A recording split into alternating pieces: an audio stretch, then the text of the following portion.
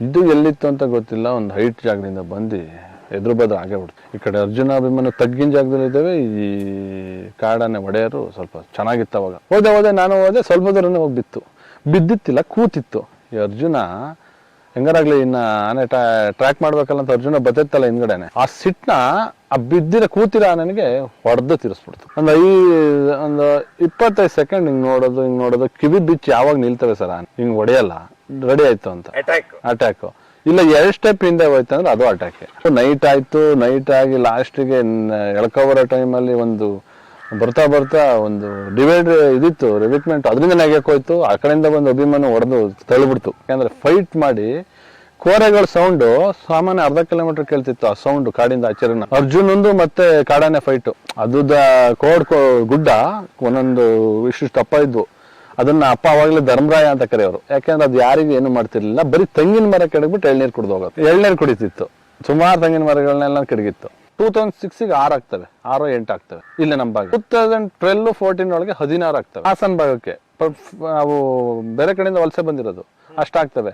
ಇವಾಗ ಎಷ್ಟಿದೆ ಸರ್? 60-70 ಇದೆ. ಮರದ ಮೇಲೆ ಹತ್ತಿ ಆನೆನ ಬರೋ ದಾರಿ ನೋಡ್ಕೊಂಡು ಮರಕ್ಕೆ ಹತ್ ಕಾಯರು. ಬನ್ನಿ ವೀಕ್ಷಕರೇ, ನಾವು ಒಂದು ಇವತ್ತು ವಿಶೇಷ ಸುಮಾರು ಅಂದ್ರೆ ಸಕಲೇಶಪುರ, ಬೇಲೂರು, ಹಾಸನ ಅಂತ ಬಂದ ಕೂಡಲೇನೆ ಆನೆಗಳ ಕತೆ ಕೇಳ್ತೇವೆ. ಆನೆಗಳ ಕತೆ ಆದ ನಂತರ ಭಾರತದ ಖ್ಯಾತ ಆನೆ ವೈದ್ಯರು ಒಬ್ರು ಹೇಳ್ತೇವೆ, ಚಿಟಿಯಪ್ಪ ಅವರು. ಹೇಗೆ ಅದೇ ರೀತಿ ಆನೆಗಳನ್ನ ಹಿಡಿಯುವಂತವ್ರು ಅಂದ್ರೆ ಶಾರ್ಪ್ ಶೂಟರ್ಸ್ ಅಂತಾರೆ. ಶಾರ್ಪ್ ಶೂಟರ್ ಅಂದ ಕೂಡ ಸುಮಾರು ಜನ ಅದನ್ನು ಬೇರೆ ತರ ತಿಳಿತಾರೆ. ಆ ರೀತಿ ಶಾರ್ಪ್ ಶೂಟರ್ ಅಲ್ಲ, ಆನೆಗಳ ಕೆಡ್ಡ ಆಪರೇಷನ್ ಯಾವಾಗ ನಿಲ್ಲುತ್ತೆ. ಅದಾದ ನಂತರ ಏನಂದ್ರೆ ಆನೆಗಳಿಗೆ ಟ್ರ್ಯಾಂಕ್ಲೈಸ್ ಮಾಡಿ ಹಿಡಿಯುವಂತ ಪದ್ಧತಿ, ಔಷಧಿ ಕೊಟ್ಟು ಮತ್ತೆ ಬರೆಸಿ ಹಿಡಿಯುವಂತ ಪದ್ಧತಿ ಬರುತ್ತೆ. ಈ ಪದ್ಧತಿಯಲ್ಲಿ ಭಾರತ ದೇಶದಲ್ಲೇ ಅತಿ ದೊಡ್ಡ ಮಟ್ಟದಲ್ಲಿ ಕಾರ್ಯಾಚರಣೆ ಮಾಡಿದವರು, ಬೇಕಾದಷ್ಟು ಕಾರ್ಯಾಚರಣೆ ಅಂದ್ರೆ ನಿಮಗೆ ಮಧ್ಯಪ್ರದೇಶ ಇರ್ಬೋದು, ಮಹಾರಾಷ್ಟ್ರ ಇರ್ಬೋದು, ಭಾರತದ ಉದ್ದಗಲಕ್ಕೂ ಕಾರ್ಯಾಚರಣೆ ಮಾಡಿ ಕರ್ನಾಟಕದಲ್ಲೂ ಕಾರ್ಯಾಚರಣೆ ಮಾಡಿದವ್ರು ಯಾರು ಅಂತ ಹೇಳಿದ್ರೆ ನಿಮ್ಗೆ ಗೊತ್ತಿರುತ್ತೆ, ವೆಂಕಟೇಶ್ ಅವರು ಅಂತ ಹೇಳಿ. ತುಂಬಾ ದುರಂತ ಅಂತ ಹೇಳಿದ್ರೆ ಭೀಮಾ ಅನ್ನುವ ಆನೆನ ಅವರೇ ನೋಡ್ತಾರೆ, ಅವರೇ ಅದು ಸಾಧು ಸ್ವಭಾವದ ಆನೆ, ಹೀಗೆಲ್ಲ ಅದ್ರ ಬಗ್ಗೆ ತುಂಬಾ ದೊಡ್ಡ ಮಟ್ಟದ ಕಲ್ಪನಾ ಯೋಚನೆ ಮಾಡ್ತಾ ಆನೆನ ಅದನ್ನ ಯಾವತ್ತೂ ಅವ್ರು ಹಿಡಿಬಾರ್ದು ಅಂತ ಹೇಳಿ ಒಂದು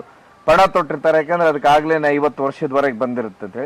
ಅದೇ ಆನೆಗೆ ಬಲಿ ಆಗ್ತಾರೆ. ಅದರ ದೊಡ್ಡ ಮಟ್ಟದ ಅಪಾರ ನಷ್ಟ ಅಂತ ಹೇಳಿದ್ರೆ ವೆಂಕಟೇಶ್ ಅವರು ತುಂಬಾ ಅದ್ಭುತವಾಗಿ ಆನೆ ಒಟ್ಟಿಗೆ ಪಳಗಿದವರು, ಆನೆಗಳ ಬಗ್ಗೆ ಗೊತ್ತಿದ್ದಂಥವ್ರು. ಯಾಕಂದ್ರೆ ನನಗೆ ಪ್ರತಿ ಸಾರಿನೂ ಚಿಟಿಯಪ್ಪ ಅವ್ರ ಬಗ್ಗೆ ತುಂಬಾ ದೊಡ್ಡ ಮಟ್ಟದವ್ರ ಅನುಭವಗಳನ್ನ ಹೇಳ್ತಾ ಇದ್ರು. ಯಾಕಂದ್ರೆ ಆ ದೇಶ ತುಂಬಾ ಅವರು ಕೆಲಸ ಮಾಡಿದ್ರು. ಅದೆಲ್ಲದಕ್ಕಿಂತ ಹೆಚ್ಚಾಗಿ ತುಂಬಾ ದೊಡ್ಡ ಆನೆ ಪ್ರಿಯರಾಗಿದ್ದವರು. ಹೀಗಾಗಿ ಇವತ್ತು ಮಿಥುನ್ ಅವ್ರು ಅಂದ್ರೆ ಅವ್ರ ದೊಡ್ಡ ಮಗ, ಇನ್ನೊಬ್ರು ಮೋಹಿತ್ ಅವರು ಕಿರಿಯವರು. ಇಲ್ಲಿ ಮೋಹಿತ್ ಅವ್ರು ಏನಂತ ಹೇಳಿದ್ರೆ ಹೆಚ್ಚು ಸಮಯ ಅವರ ತಂದೆಯವರ ಒಟ್ಟಿಗೆ ಸುಮಾರು ಆನೆ ಕಾರ್ಯಾಚರಣೆಗೆ ಹೋಗ್ತಾರೆ. ಆಮೇಲೆ ತಂದೆಯವ್ರಿಗೂ ಆನೆಗಳನ್ನ ಇಲ್ಲಿದೆ ಅಲ್ಲಿದೆ ಅಂತ ಹೇಳಿ ಟ್ರ್ಯಾಕ್ ಮಾಡಿ ಹೇಳ್ತಿರ್ತಾರೆ. ಯಾಕಂದ್ರೆ ಇವತ್ತೇನಂದ್ರೆ RRT ಇದೆ, ETF ಇದೆ, ಸಂಬಂಧಪಟ್ಟಂತ ಕೆಲಸ ಮಾಡೋರು ಆನೆಗಳು ಎಲ್ಲಿದೆ ಅಂತ ಹೇಳಿ ಪತ್ತೆ ಹಚ್ಚಿ ಅರಣ್ಯ ಇಲಾಖೆಗೆ ತಿಳಿಸ್ತಾರೆ. ಆದ್ರೆ ಹಿಂದೆ ಆ ರೀತಿಯ ಸಿಸ್ಟಮ್ ಇರ್ಲಿಲ್ಲ. ಅವರೇ ಒಂದು ವೆಂಕಟೇಶ್ ಅವರು ಹೋಗಿ ಆನೆಗಳನ್ನ ಪತ್ತೆ ಹಚ್ತಿದ್ರು. ಯಾಕಂದ್ರೆ ಇವತ್ತಿನ ತರ ಮೊಬೈಲ್ ಇರ್ಲಿಲ್ಲ, ಇವೆಲ್ಲ ವ್ಯವಸ್ಥೆಗಳೇ ಇರ್ಲಿಲ್ಲ. ಆಮೇಲೆ ಅದು ಬಿಟ್ರೆ ತಮ್ಮ ಮಗನ್ನ ಕರ್ಕೊಂಡು ಹೋಗ್ತಾ ಇದ್ರು. ಹೀಗಾಗಿ ಅತಿ ಹೆಚ್ಚು ಆನೆ ಬಗ್ಗೆ ಗೊತ್ತಿರೋದು ಇವತ್ತಿಗೂ ಮೋಹಿತ್ ಅವ್ರಿಗೆ. ಹೀಗಾಗಿ ಇವತ್ತು ವಿಶೇಷವಾಗಿ ನಾನು ಮೋಹಿತ್ ಅವ್ರನ್ನೇ ಕೇಳುವ, ಯಾವ ಆನೆ ಕಾರ್ಯಾಚರಣೆಯಲ್ಲಿ ಭಾಗವಹಿಸಿದ್ರಿ, ಹೇಗೆ ನಿಮ್ಮ ಕಾರ್ಯಾಚರಣೆ ಇತ್ತು, ತಂದೆಯವರ ಕೆಲಸದ ಶೈಲಿ ಹೇಗಿತ್ತು, ನಿಮ್ಗೆ ಹೇಗೆ ಕಲಿಸ್ತಾ ಇದ್ರು ತಂದೆಯವರು ಅಂತ ಹೇಳಿ ಅವ್ರನ್ನೇ ಕೇಳಬೇಕು ಅಂತ ಹೇಳಿ ನಾನು ನೇರವಾಗಿ ಅವ್ರನ್ನೇ ಭೇಟಿಯಾಗ್ಲಿಕ್ಕೆ ಬಂದೆ. ಆದ್ರೆ ನಾನು ಇಲ್ಲಿವರೆಗೂ ಅವ್ರ ಕತೆ ಕೇಳಿದೆ, ಯಾಕಂದ್ರೆ ನಾನು ಕೊನೆಗೆ ಅವ್ರ ಬಗ್ಗೆ ಮಾತಾಡ್ತಾ ಇರೋದು. ಹೀಗಾಗಿ ನೀವು ಅವ್ರ ಕಥೆನ ಕೇಳಿ, ತುಂಬಾ ಅದ್ಭುತವಾಗಿದೆ. ಅತಿ ಹೆಚ್ಚು ಅವ್ರಿಗೆ ಆನೆಗಳ ಬಗ್ಗೆ ಗೊತ್ತಿತ್ತು. ಹಾಗಾಗಿ ಅವರು ಮೋಹಿತ್ ಅವ್ರನ್ನು ಕರ್ಕೊಂಡು ಹೋಗ್ತಾ ಇದ್ರು. ಹೀಗಾಗಿ ಸುಮಾರು ವಿಶೇಷ ನಿಮ್ಗೆಲ್ಲ ಅರ್ಜುನ ಅಭಿಮನ್ಯು ಬಗ್ಗೆ ಸುಮಾರು ಕುತೂಹಲ ಇರುತ್ತೆ ನಿಮ್ ಕತೆ ಕೇಳ್ಬೇಕಂತೇಳಿ. ಹೀಗಾಗಿ ಮೋಹಿತ್ ಅವ್ರ ಹತ್ರನ ನಾವು ಕೇಳ್ತಾ ಹೋಗುವ, ಆ ಕಥೆನ ನೀವು ಕೇಳಿ. ಹಾಗೆ ಕೊನೆಗೆ ಅವ್ರ ತಂದೆಯವರು ಯಾಕೆ ಆ ಒಂದು ಭೀಮನಿಗೆ ಬಲಿ ಆಗ್ತಾರ ಅನ್ನೋ ಬಗ್ಗೆನು ಅವ್ರು ಹೇಳ್ತಾ ಹೋಗ್ತಾರೆ. ಯಾಕಂದ್ರೆ ಅದು ಅವ್ರು ತುಂಬಾ ದೊಡ್ಡ ದುಃಖದ ವಿಷಯ. ಕೊನೆಗೆ ಸರ್ಕಾರ ಇವತ್ತು ಅವ್ರವ್ರಿಗೆ ಏನೇನು ಮಾಡಿ ಕೊಟ್ಟಿದೆ, ನಮ್ಮ ಘನ ಸರ್ಕಾರ ಇವತ್ತು ಅವ್ರ ಕುಟುಂಬಕ್ಕೆ ಏನ್ ಮಾಡಿದೆ, ಏನ್ ನೋಡ್ತಾ ಅನ್ನೋ ಬಗ್ಗೆನು ಸುಮಾರು ಜನರ ಹತ್ರ ನೀವು ಕಾಮೆಂಟ್ಸ್ ಹಾಕ್ತಾ ಇದ್ರ. ನಿಮಗೂ ಕೆಲವೊಂದು ಕನ್ಫ್ಯೂಷನ್ ಇತ್ತು. ಹೀಗಾಗಿ ನಾನು ಅವ್ರ ಹತ್ರ ಕೇಳಿದ್ದೇನೆ, ಅವರೇ ಹೇಳ್ತಾ ಹೋಗ್ತಾರೆ. ಅವ್ರ ಸಂದರ್ಶನದಿಲ್ಲ ನಾವು ನೋಡಿ. ಗುಂಪಿಂದ ಬೇರ್ಪಟ್ಟಾನೆ ಇದು ಯಾಕಂಗ್ ಬೇರ್ಪಟ್ಟಿದೆ, ಇದು ಸ್ವಲ್ಪ ಏನ ಮನುಷ್ಯನ್ ಕಂಡ್ರೆ ಆಗಲ್ಲ, ಮನುಷ್ಯನ್ ಮಾತು ಕೇಳಿದ್ರೆ ಇಲ್ಲ ವೆಹಿಕಲ್ ಸೌಂಡ್ ಕೇಳಿದ್ರೆ ಸ್ವಲ್ಪ ಅಗ್ರೆಸಿವ್ ಆಗುತ್ತೆ, ಆ ಥರದನ್ನ ನೋಟ್ ಮಾಡ್ಬಿಟ್ಟು ಕಳಿಸ್ಬಿಡೋರು ಈ ತರನಿಂದ. ಮತ್ತೆ ಅದೇ ಆನೆನ ಹೊಡೆಯೋರು. ಆ ಟೈಮಲ್ಲಿ ನಾವು ಹೋಗ್ತಿದ್ವಿ, ಫೋಟೋ ತೆಗಿಯೋ ಟೈಮಲ್ಲಿ ಹೋಗ್ತಿದ್ವಿ, ಅಪ್ಪನ ಜೊತೆ ಧೈರ್ಯವಾಗಿ ನಿಲ್ತಿದ್ವಿ. ಕರ್ಕೋಗೋರು ಬೇಡ ಅಂತಿದ್ರು, ನಾವಿಲ್ಲ ನಿನ್ ಜೊತೆ ಬರ್ತೀವಿ ಅಂತ ಹೋಗ್ತಿದ್ವಿ. ಅವೆಲ್ಲ ಇದೆ. ಆಮೇಲೆ 2008 ಅಲ್ಲಿ ಒಂದು 1.25 ಆನೆ, ಅದು ವಿಷ್ಣು ಅಂತ ಸತ್ತೋಯ್ತದು. ವಿಷ್ಣು ಅಂತ ಇತ್ತು ಆನೆ, ತುಂಬಾ ದೊಡ್ಡ ಆನೆ ಅಂದ್ರೆ ಸೈಜಲ್ಲಿ ದೊಡ್ಡ ಆನೆ, ಇದೇ ರೀತಿ ಕರಡಿ ತರ. ಅದನ್ನ ಹಿಡಿಬೇಕಾದ್ರೆ ಇಲ್ಲೇ ಕಾಗನೂರ್ ಅಂತ ಇದೆ, ಅಲ್ಲಿ ಬೆಳಕನಹಳ್ಳಿ ಕಾಡು ಅಂತ ಇದೆ. ಅದ್ರ ಜೊತೆ ಒಂದು ಈಗ ಇದೇ ರೀತಿ ಆನೆಗಳಿಗೆ ಫ್ರೆಂಡ್ಸ್ ಇರ್ತಾರಲ್ಲ, ಫ್ರೆಂಡ್ಶಿಪ್ ಇರುತ್ತೆ ಆನೆಗೆ. ಒಂದೇ ಆನೆ ಕೆಲವು ಒಂಟಿ ಇರ್ತವೆ, ಒಂಟಿನೂ ಒಂದ್ 6 ತಿಂಗಳು 7 ತಿಂಗಳು 8 ತಿಂಗಳು ಮಸ್ತಿ ಬರೋವರ್ಗು ಒಂದು ಫ್ರೆಂಡ್ಸ್ ನ ಚೆನ್ನಾಗಿ ಇಟ್ಕೊಂಡಿರುತ್ತೆ. ಅದ್ರ ಜೊತೆ 2 ಆನೆ ಇದ್ವು. ಅದನ್ನ ಬೇರ್ಪಡಿಸೋ ಟೈಮ್ ಅಲ್ಲಿ ಇದೇ ರೀತಿ ಕುಸ್ತಿ ಆಗಿತ್ತು. ಅವಾಗ ಅರ್ಜುನ ಆನೆ ಗಜೇಂದ್ರ ಆನೆನ ಡಾಟ್ ಮಾಡಕ್ ತಗೋಗಿದ್ರು. ಅಪ್ಪ ಆನೆ ಮೇಲೆ ಹೋದ್ರೆ ಅವು ಮತ್ತೆ ಫೈಟ್ ಬರ್ತವೆ, ಮತ್ತೆ ಈ ಆನೆ ನೋಡಿದ್ರೆ ಆನೆ ಓಡೋಗ್ತವೆ ಅಂತ ಹೇಳಿ ಅರ್ಜುನ ಗಜೇಂದ್ರ ಒಳಗಡೆ ಕಾಡು ಎಂಟ್ರಿ. ಈ ಸಾಕಾನೆಗಳು ನೋಡಿದಾಗ ಅವು ಇಲ್ಲ ಕುಸ್ತಿಗೆ ಬರ್ತವೆ, ಇಲ್ಲ ಈ ಆನೆ ನೋಡಿದ್ರೆ ಓಡ್ತವೆ. ವಿಷ್ಣು ಅನ್ನೋ ಆನೆ ಫ್ರೆಂಡ್ಸ್ ಒಟ್ಟಿಗಿತ್ತು. ಫ್ರೆಂಡ್ಸ್ ಯಾವ ತರ ಇತ್ತು ಅಂದ್ರೆ ಅರ್ಜುನಕ್ಕಿಂತ ದೊಡ್ಡದಾಗಿತ್ತು. ಅದು ಗುಡ್ಡ ಒಂದೊಂದು ಇಷ್ಟು ದಪ್ಪ ಇದ್ವು. ಅದನ್ನ ಅಪ್ಪ ಅವಾಗಲೇ ಧರ್ಮರಾಯ ಅಂತ ಕರೆಯೋರು, ಯಾಕೆಂದ್ರೆ ಅದು ಯಾರಿಗೂ ಏನು ಮಾಡ್ತಿರ್ಲಿಲ್ಲ. ಬರೀ ತೆಂಗಿನ ಮರ ಕೆಡಗ್ಬಿಟ್ಟು ಎಳ್ನೀರು ಕುಡ್ದು ಹೋಗೋದು. ಎಳ್ನೀರು ಕುಡಿತಿತ್ತು, ಸುಮಾರು ತೆಂಗಿನ ಮರಗಳನ್ನೆಲ್ಲ ಕೆಡಗಿತ್ತು. ಹಂಗಾಗಿ ಅದ್ರ ಜೊತೆ ಇದೆಯಲ್ಲ, ಒಂದ್ ಕೆಲಸ ಮಾಡೋಣ, ನಡ್ಕೊ ಹೋಗ್ತೀನಿ, ನಾನು ನಡ್ಕೊ ಹೊಡಿತೀನಿ, ಯಾವಾಗ ಗ್ಯಾಪ್ ಆಗುತ್ತೆ ಹೊಡಿತೀನಿ. ಬೀಳೋ ಟೈಮಲ್ಲಿ ನೀವು ಒಂದ್ ಕೆಲಸ ಮಾಡಿ ಆನೆನ ಅವಾಯ್ಡ್ ಮಾಡಿ ಅಂತ ಹೇಳ್ತಾರೆ. ಈ ಕೂಸಪ್ಪ ಅಂತ ಇದ್ರು ಅರ್ಜುನನ್ ಮಾವತ, ಕೂಸಪ್ಪ ಇದೇ ಮಾಸ್ತಿ, ಅವಾಗ ಕಾವಡಿ, ಅವರು ಮಾವತ. ಗಜೇಂದ್ರ ಆನೆಗೆ ಗಣಪತಿ ಅಂತ ಮಾವತ ಇದ್ರು. ಅದನ್ನ ಗಜೇಂದ್ರನೇ ಕೊಂದಾಕ್ತಲ್ಲ, ಅದೇ ಅವ್ರೇನೆ ಹೋಗಿಟ್ಟು ಆನೆ ಹೊಡೆದಾದ್ಮೇಲೆ ಇದು ಕಾಡಾನೆ ಇತ್ತಲ್ಲ, ಒಂದು ವಿಷ್ಣು ಅನ್ನೋ ಫ್ರೆಂಡು ಅರ್ಜುನ್ ಜೊತೆ ಫೈಟ್ ಬಿದ್ಬಿಡ್ತು. ವಿಕ್ರಮಣ್ಣನು ಬಂದಿದ್ರು, ನಾನು ನೋಡ್ತೀನಿ ಆನೆ ಕಾರ್ಯಾಚರಣೆ ಅಂತ. ವಿಕ್ರಮ್ ಗೌಡ್ರು, ಹುರುಡಿ ವಿಕ್ರಮ್ ಗೌಡ್ರು, ಅವ್ರು ಬಂದಿದ್ದ ಟೈಮಲ್ಲಿ ಆನೆ ಫೈಟ್ ಆಗದ ಆನೆ ಮೇಲೆ ಅವರು ಇದ್ರು, ಅರ್ಜುನ ಆನೆ ಮೇಲೆ. ಅವತ್ತಿಂದ ಅವರಿಗೆ ಅರ್ಜುನ ಆನೆ ತುಂಬಾ ಇಷ್ಟ. ಆಮೇಲೆ ಕೂಸಪ್ಪನ್ ಕಂಡ್ರು ತುಂಬಾ ಇಷ್ಟ, ಯಾಕಂದ್ರೆ ಫೈಟ್ ಮಾಡಿ ಕೋರೆಗಳ ಸೌಂಡ್ ಸಾಮಾನ್ಯ 1/2 ಕಿಲೋಮೀಟರ್ ಕೇಳ್ತಿತ್ತು. ಆ ಸೌಂಡ್ ಕಾಡಿಂದ ಆಚರಣೆ. ಅರ್ಜುನ್ ಒಂದು ಮತ್ತೆ ಕಾಡಾನೆ ಫೈಟ್, ವಿಷ್ಣು ಜೊತೆ ಇತ್ತಲ್ಲ ಸ್ನೇಹಿತ, ಅದ್ರ ಫೈಟ್. ಕೋರೆ ಸೌಂಡ್ ನೀವು ಪಟ ಪಟ ಪಟ ಅಂತ. ಲಾಸ್ಟಿಗೆ ಅರ್ಜುನ ಬಗ್ಗಿಲ್ಲ ಆನೆಗೆ, ಅರ್ಜುನಕ್ಕಿಂತ ಒಂದ್ ಮೇಲ್ಪಟ್ಟಿತ್ತು, ಅದು ಒಂದು 1/2 ಅಡಿ ಮೇಲೆ ಇತ್ತು ಆನೆ. ಅದು ನೋಡಿದ್ವಿ ನಾವು, ಫೋಟೋಸು ಇದೆ ನಿಮ್ಗೆ ಕಳಿಸ್ಕೊಡ್ತೀನಿ. ಅಷ್ಟು ದೊಡ್ಡ ಆನೆ, ಅದು ಕರೆಂಟಿಗೆ ಸಿಕ್ಸ್ ಹೋಗ್ಬಿಡ್ತು. ಹೊಡೆದಾಟ ಫಾರೆಸ್ಟ್ ಕಾಗನೂರ್ ಹತ್ರ. ನಾನು ಅವ್ರ ಪರಿಚಯ ಆಗಿದ್ದು ಅದೇ 2006 ಅಲ್ಲೇ ಪರಿಚಯ ಆಗಿದ್ದು, ವಿಕ್ರಮಣ್ಣನ್ ನೋಡಿದ್ದು. ಆಮೇಲೆ ಆಯ್ತು, ಫೈಟ್ ಎಲ್ಲ ಆಯ್ತು, ಶೂಸ್ ಬಿದ್ದೋಗ್ಬಿಡ್ತು ವಿಕ್ರಮಣ್ಣಂದು, ವುಡ್ಲ್ಯಾಂಡ್ ಶೂಸ್ ಬಿದ್ದೋಯ್ತು. ಇನ್ನೆಲ್ಲಿ ಇದು ಡಾಟ್ ಮಾಡಿದ್ರಪ್ಪ, ಡಾಟ್ ಮಾಡಿ ಆನೆನೂ ಬಿದ್ದಾಯ್ತು. ಆನೆ ಹತ್ರಕ್ಕೆ ಹೋಗಕ್ಕೆ ಕಾಡಾನೆ ಬಿಡ್ತಿಲ್ಲ. ಆಮೇಲೆ ಸಾಕಾನೆ ಅಲ್ಲ, ಕಾಡಾನೆ ಬಿಡ್ತಿಲ್ಲ, ಜೊತೆ ಇದ್ದವು ಫುಲ್ ರೌಂಡ್ ಹಾಕೊಂಡಿದ್ವು. ಆನೆನ ಹೆಂಗೋ ಸಾಕಾನೆಗಳನ್ನ ತಂದು ಗಜೇಂದ್ರ ಇವನ್ನೆಲ್ಲ ತಂದು ಏರ್ ಫೈರ್ ಮಾಡಿ ಆನೆನ ಓಡಿಸಾಯ್ತು. ಇದು ಬಿದ್ದಾಯ್ತು. ಈ ಆನೆ ಬಿದ್ದಿದೆ, ಗೊರಕೆ ಹೊಡಿತಿದೆ. ಸರಿ, ಅಷ್ಟು ದೊಡ್ಡದಾದ್ರದ್ದು ಗೊರಕೆ ಹೊಡೆಯೋ ಸೌಂಡ್ ಹೆಚ್ಚು ಕಡಿಮೆ ಅದೇ ಒಂದು 100-200 ಮೀಟರ್ ಕೇಳಿಸುತ್ತೆ. ಇಡೀ ಕಾಡೆ ಬರಿತಾ ಇತ್ತು. ನಿದ್ದೆ ಟೈಮು ಮತ್ತೆ ಕೊಬ್ಬಿತ್ತಲ್ಲ, ಒಳ್ಳೆ ತಿಂದಿ ಎಲ್ಲ ಬೆಳೆದಿತ್ತಲ್ಲ, ನಿದ್ದೆ. ಆಮೇಲೆ ಆಯ್ತು, ಅದನ್ನೆಲ್ಲ ಬಿದ್ದಾಯ್ತು, ಹಗ್ಗ ಹಾಕಕ್ಕೆ ಸ್ಟಾರ್ಟ್ ಆಯ್ತು. ವಿಕ್ರಮಣ್ಣ ಶೂಸ್ ಇಲ್ಲ. ವಿಕ್ರಮಣ ನಾ ಹೇಳೋದು, ಅವಾಗ ವುಡ್ಲ್ಯಾಂಡ್ ಶೂಸ್ 4,000-5,000 ಇತ್ತು. ನಂದು 2,000 ಇಲ್ಲಿದೆ, 2,000 ಕಾಡೊಳಗೆ ಬಿದ್ದಿದೆ ಅಂತ. ಆಮೇಲೆ ಲಾಸ್ಟಿಗೆ ಅಪ್ಪ ಬಂದು, ಅಪ್ಪನು ವಿಕ್ರಮಣ್ಣನು ಹೋಗಿ ಆ ಶೂಸ್ ನ ಹುಡ್ಕೊಂಡ್ ಬಂದ್ರು. ಅದು ಆನೆದು ಕಾರ್ಯಾಚರಣೆ ಸಖತ್ತು ಟಫ್ ಇತ್ತು. ಆಮೇಲೆ ಯಾವಾಗ ಕ್ಯಾಂಪ್ ಹಾಕಿದ್ರು 6 ತಿಂಗಳು ಸತತ ಹುಡುಕಿದ್ದ ಆನೆನ. 6 ತಿಂಗಳು ಆನೆನ ಇಲ್ಲೇ, ಆನೆಗಳೆಲ್ಲ ಇಲ್ಲೇ ಆಟ ಅದು ಸಾಕಾನೆಗಳು. ಲಾಂಗ್ ಕ್ಯಾಂಪ್ ಅಂದ್ರೆ ಅದೇನೆ ಇದೆ ನಮ್ಮ ಭಾಗದಲ್ಲಿ. ಇಲ್ಲಿ ಸರ್ಕಲ್ ಆಲೂರು ಭಾಗ 2 ಆನೆ ಹಿಡಿಯಕ್ಕೆ ಆರ್ಡರ್ ಆಗಿತ್ತು. 1 ಆನೆ ಬೇಗ ಹೊಡೋದ್ರು, ಬಟ್ ಈ ಆನೆ ಸಿಕ್ತಿರ್ಲಿಲ್ಲ. ಇದನ್ನ ಟಾರ್ಗೆಟ್ ಮಾಡಿದ್ರಲ್ಲ, 1.5 ಕೋರೆ, ಅದು 1.5 ಕೋರೆ, ಅದು ಟಾರ್ಗೆಟ್ ಮಾಡಾಗಿತ್ತು. ಈಗ ಅದನ್ನೇ ಹೊಡಿಬೇಕು. 6 ತಿಂಗಳು ಸತತ ಪ್ರಯತ್ನ ಮಾಡಿ ಹೊಡೆದ್ರು. ಅಭಿಮನ್ಯು ಮಸ್ತಿಲಿತ್ತು, ಮಸ್ತಿಲಿತ್ತು, ಆದ್ರೆ ಕಾಡೊಳಗಡೆ ಎಲ್ಲ ಕರ್ಕೊ ಬರ್ಲಿಲ್ಲ ಸರ್. ಅಭಿಮನ್ಯು 2012 ಆದ್ಮೇಲೆ ಸರ್ ಕ್ಯಾಪ್ಚರಿಗೆ ಒಳಗಡೆ ಕಾಡೊಳಗೆ ಕರ್ಕೊ ಹೋಗ್ತಿರೋದು, ಆನೆ ಮೇಲೆ ಹೋಗ್ತಿರ್ಲಿಲ್ಲ. ಗಜೇಂದ್ರ ಸ್ವಲ್ಪ ನಡೆಯೋದ್ರಲ್ಲಿ ಸ್ಪೀಡು, ತುಂಬಾ ಸ್ಪೀಡ್ ನಡೆಯೋದು. ಬಟ್ ಅದು ಏನಂದ್ರೆ ಉಗ್ರು ಹೊಡೆದೋಗಿತ್ತು. ಅದು ಹಿಂದಿನ ಕಾಲದ ಉಗ್ರು ಹೊಡೆದೋಗಿತ್ತು. ಆನೆಗೆ ನೋವು ತಡೆಯಕ್ಕಾಗದಿದ್ದ ಜಾಗ ಅಂದ್ರೆ ಉಗ್ರು ಹೊಡೆದೋಗ್ಬಾರ್ದು. ತುಂಬಾ ಪೈನು ಹೇಳಕ್ಕಾಗ್ದಂಗೆ ಅನ್ಭವಿಸ್ತವೆ. ಎಲ್ಲಿ ಬೇರೆ ಜಾಗ ಆದ್ರೆ ನಮಗೆ ಕಾಣುತ್ತೆ. ಉಗ್ರು ಹೊಡೆದೋಗಿ ಅದ್ರೊಳಗಡೆ ಕೆಸರು ಹೋದ್ರೆ ನೋವು ಸಿಕ್ಕಾಬಟ್ಟೆ ಆಗುತ್ತೆ. ಆ ಗಜೇಂದ್ರದೊಂದು ಉಗ್ರು ಹೊಡೆದೋಗಿತ್ತು ಹಿಂದಿನ ಕಾಲು. ಈಗ ಇದೆ ಆಮೇಲೆ ಕೊನೆ ಹಿಡ್ಕೊಂಡು ಹೋದ್ರು. ನೈಟ್ ಆಯ್ತು. ನೈಟ್ ಆಗಿ ಲಾಸ್ಟಿಗೆ ಎಳ್ಕೊ ಬರೋ ಟೈಮಲ್ಲಿ ಒಂದು ಬರ್ತಾ ಒಂದು ಡಿವೈಡ್ ಇದಿತ್ತು, ರಿವಿಟ್ಮೆಂಟ್, ಅದರಿಂದ ನೆಗೆಕ್ ಹೋಯ್ತು. ಆ ಕಡೆಯಿಂದ ಬಂದು ಅಭಿಮನ್ಯು ಹೊಡೆದು ತಳ್ಳಿಬಿಡ್ತು. ಅದು ಹೆಚ್ಚು ಕಡಿಮೆ ಅವತ್ತಿನ ಇದ್ರಲ್ಲಿ ಆನೆನೇನಾದ್ರು ವೆಯ್ಟ್ ಮಾಡಿದ್ರೆ 6-6 ಟನ್ ಬರೋದು. ಇದು ಸೊಂಡ್ಲು ಸುಮ್ನೆ ಇದ್ರೇನೆ ನಿಮ್ಮ ಹತ್ರಕ್ಕೆ ನೆಲಕ್ ಬಿದ್ದಿರೋದು. ಅದು ಸರ್ ಸಾಕಿದ್ರು. ಆಮೇಲೆ ಅದು ಗುಂಡೇಟ್ ಬಿದ್ದಿತ್ತು ಸರ್, ಸಿಕ್ಕಾಬಟ್ಟೆ ಗುಂಡೇಟ್ಗಳು. ಗುಂಡೇಟ್ ಏನಾಗುತ್ತೆ ಗೊತ್ತಾ ಸರ್, ಹೊಡೆದ್ಬಿಡ್ತಾರೆ.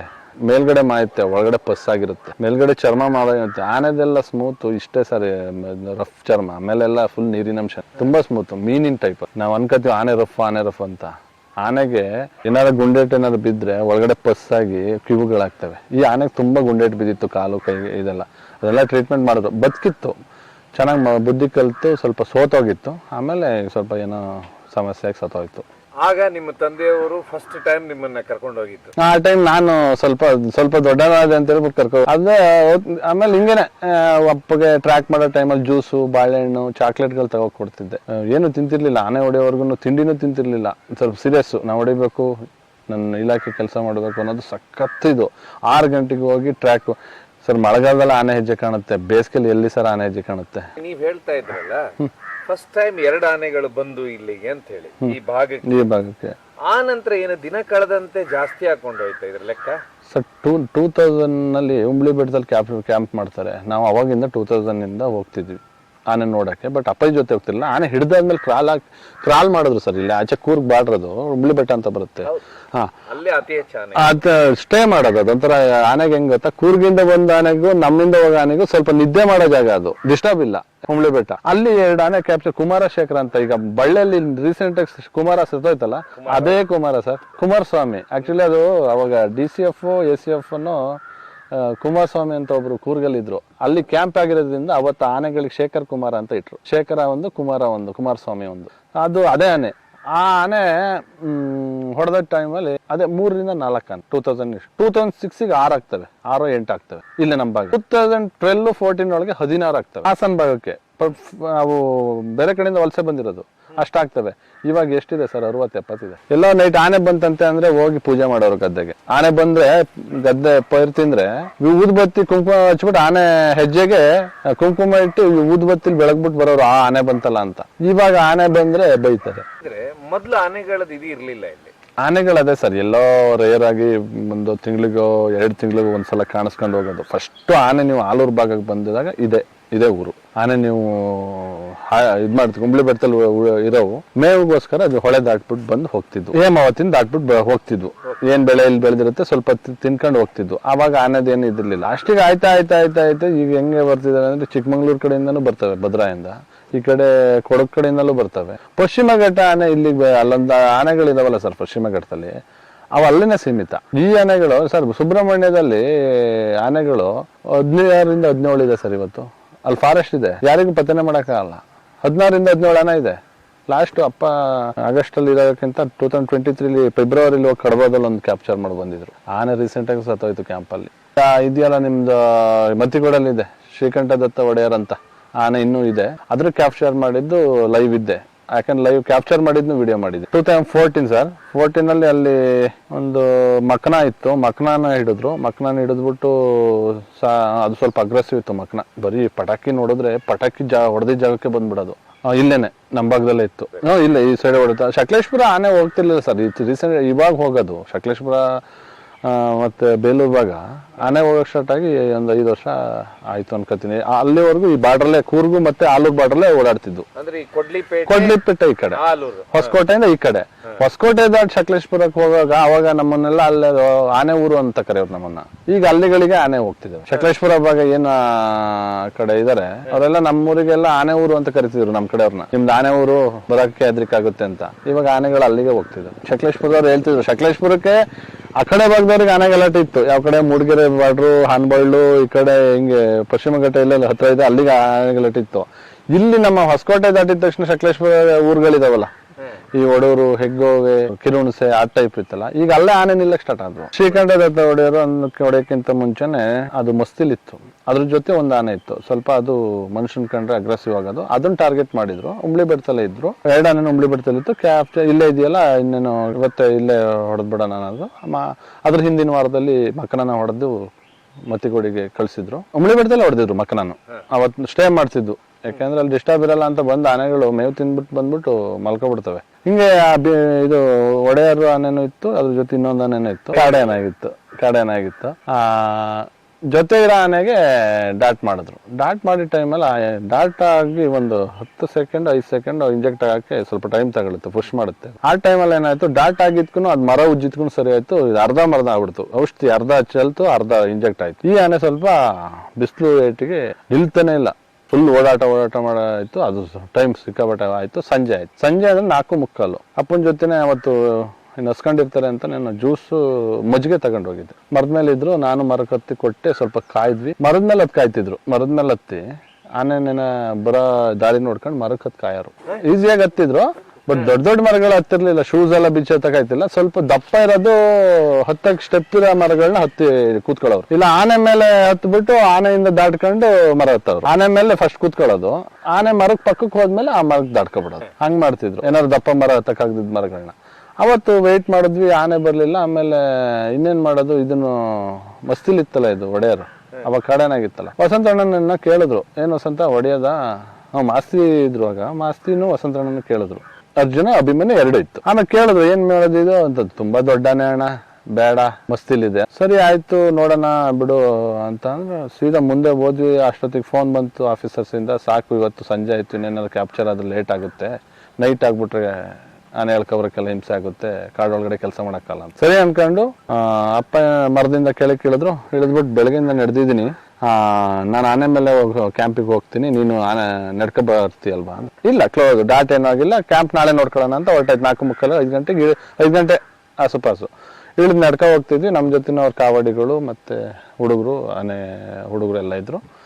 ಅಪ್ಪ ಏನಂದ್ರು, ನಾನು ಬೆಳಗ್ಗೆಯಿಂದ ನಡೆ ಸುಸ್ತಾಗಿದೆ, ಆನೆ ಮೇಲೆ ಬರ್ತೀನಿ, ನೀನ್ ನಡ್ಕೊ ಬರ್ತೀಯ ಅಂದ್ರು. ನಾನು ನಡ್ಕೊ ಬರ್ತೀನಿ ಅಂತ ಆನೆ ಹಿಂದ್ಗಡೆ ಹೋಗ್ತಾ ಇದ್ದೆ. ಇದು ಎಲ್ಲಿತ್ತು ಅಂತ ಗೊತ್ತಿಲ್ಲ, ಒಂದು ಹೈಟ್ ಜಾಗದಿಂದ ಬಂದು ಎದುರು ಬದ್ರು ಆಗೇ ಬಿಡ್ತು. ಈ ಕಡೆ ಅರ್ಜುನ ಅಭಿಮನ್ಯು ತಗ್ಗಿನ ಜಾಗದಲ್ಲಿ ಇದ್ದೇವೆ. ಈ ಕಾಡಾನೆ ಒಡೆಯರು ಸ್ವಲ್ಪ ಚೆನ್ನಾಗಿತ್ತು ಅವಾಗ. ಇವಾಗ ಸ್ವಲ್ಪ ಸೋತಿದೆ, ಮತ್ತಿಗೊಡಲಿದ್ದಿಲ್ಲ. ಆವಾಗ ಸಕ್ಕತ್ತಾಗಿತ್ತು, ಮಸ್ತಿ. ಇಲ್ಲಿ ಕೂಡಿತ್ತು, ಫುಲ್ ಇಳಿದು ಇಲ್ಲಿ ಕೂಡಿತ್ತು. ಬಂದು ನಿಂತ್ಬಿಟ್ಟು ಇವೆರಡು ಆನೆನು ಅಪ್ಪ ಆನೆ ಮೇಲೆ ಹೋಗ್ತಿದ್ರಲ್ಲ ಹಂಗೆ ನಿಲ್ಸಿದ್ರು. ಒಂದು ಮಾತುಕತೆ ಯಾರು ಹೊಡಿಲ್ಲ. ನಾನು ಆನೆ ಹಿಂದ್ಗಡೆನೇ ಇದ್ನಲ್ಲ, ಸ್ವಲ್ಪ ಒಂದು 25 ಅಡಿ ದೂರ ಅಷ್ಟೇ. ಇನ್ನೇನು ನಾನು ಏನಾದ್ರು ಅಟ್ಯಾಕ್ ಮಾಡಿದ್ರೆ ಎಲ್ಲಿ ಓಡ್ಲಿ? ಆ ಕಾಡೊಳಗಡೆ ಮಧ್ಯ ಕಾಡಲ್ಲಿ ಓಡಕ್ಕಾಗಲ್ಲ. ಒಂದು ಏನಾದ್ರು ವಿಡಿಯೋ ಏನಾದ್ರು ಮಾಡೋಣ ಅಂತ ಹೇಳ್ಬಿಟ್ಟು ಫೋನ್ ನಂಗೆ ಇಟ್ಕೊಂಡು ವಿಡಿಯೋ ಮಾಡ್ತಾನೆ. ಅಪ್ಪ ಆನೆ ಮೇಲೆ ಇದ್ದಾರೆ, ಅಪ್ಪ ಗಾಬರಿ, ಎಲ್ಲಿ ಇವನ್ ಮೇಲೆ ಬೀಳುತ್ತೆ ಅಂತ.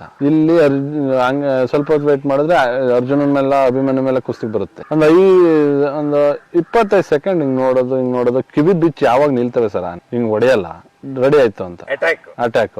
ಇಲ್ಲ 2 ಸ್ಟೆಪ್ ಹಿಂದೆ ಹೋಯ್ತು ಅಂದ್ರೆ ಅದು ಅಟ್ಯಾಕ್. ಆನೆಗೆ ಗುದ್ದಕ್ಕಿಂತ ಮುಂಚೆ, ಅಟ್ಯಾಕ್ ಮಾಡಕ್ಕಿಂತ ಮುಂಚೆ 2 ಸ್ಟೆಪ್ ಹಿಂದೆ ಹೋಗಿನ ತಗೊಳ್ಳೋ ಸ್ಟೆಪ್. ಅದ್ ಮೂವ್ಮೆಂಟ್ ಗೊತ್ತಾಯ್ತಾ ಇತ್ತು ಅಲ್ಲಿ. ಇವ್ರು ಏನ್ ಮಾಡಿದ್ರು, ಆನೆ ಮೇಲೆ ಇದ್ದವ್ರು ಮರಕ್ಕೆ ಹಂಗೆ ಜಂಪ್ ಆಗಿ, ನಾನೇನ್ ಮಾಡ್ಬೋ ಅದೇ ಟೈಮಿಗೆ ಒಂದು ವಿಷಲ್ ಹಾಕ್ಬಿಟ್ಟು, ಆ ವಿಡಿಯೋ ಇನ್ನೂ ಇದೆ.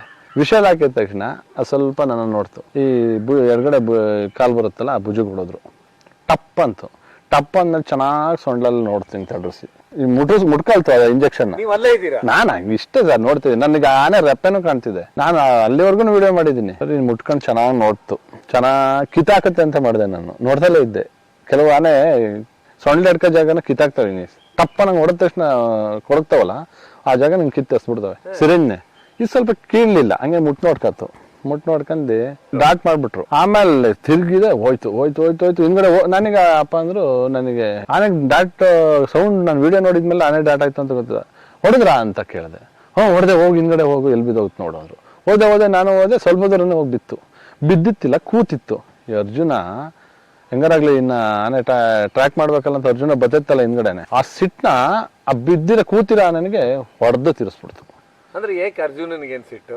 ಇಲ್ಲಿ ಬಂದಾಗ ಎದುರಿಸ್ತಾ ಫೈಟಿಗೆ ಬಂದಿತ್ತಲ್ಲ. ಅರ್ಜುನ ತುಂಬಾ ಅಗ್ರೆಸಿವ್ ಆನೆ. ಅರ್ಜುನನ್ ಫೈಟಿಗೆ ಬಿಡ್ತಿರ್ಲಿಲ್ಲ, ಕೊನೆವರೆಗೂ ಸಾಯಿಸ್ಬಿಡುತ್ತೆ ಅಂತ. ಸಿಕ್ಕಾಬಟ್ಟೆ. ಅವ್ ಕಾಡ್ ಒಳಗಡೆನೆ ಅದು ಮೇವು ತಿನ್ನಕ್ ಹೋಗೋ ಟೈಮಲ್ಲಿ ಎಷ್ಟೋ ಆನೆಗೆ ಫೈಟ್ ಮಾಡಿ ಹೊಡೆದೋಡ್ಸಿದೆ.